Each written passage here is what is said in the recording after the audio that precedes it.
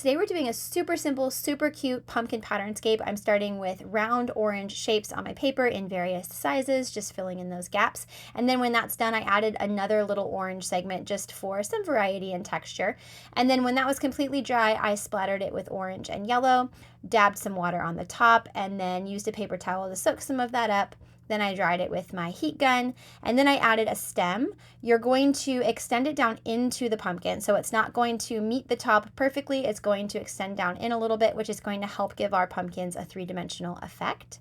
Then I'm going to paint my yellow flowers. I'm going to do this by drawing a star. I don't know if it's a millennial thing to draw the star by forming the lines that like make triangles that then meet together and make a star. I'm so sorry, I don't know how else to explain that. But once you have a star, you're going to draw a gently sloping line from each point to the one next to it, and that's just going to widen it out and make it a little bit fuller and more rounded.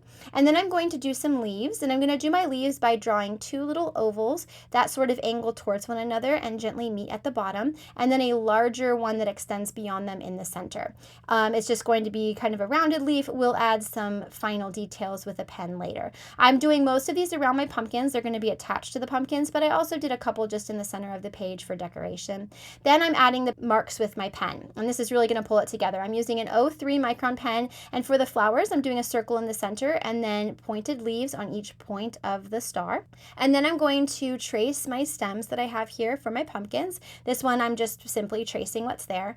And then I'm going to fill in the pumpkins, and I'm going to do that by doing a segment down in the center, an oblong shape, and then I'm going to add the segments around it as rounded curved lines that begin and end higher than the one above it. And this is going to pull those segments to the back and give that three-dimensional impression. I'm also sometimes adding some lines that are really, really small and just kind of disappear into the front lines in the back. Once again, just establishing that these are three-dimensional and round. This is not at all perfect. I'm not perfectly tracing the orange. I think that that's part of the charm of it.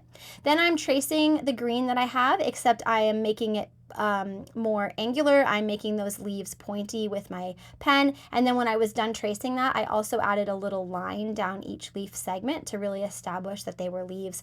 I added a little stem connecting them to the pumpkins, and then my favorite part were the little curly cues around the pumpkins. This was so much fun, and I just added a couple to each pumpkin and then also some in the background to really finalize and round out this little pumpkin design.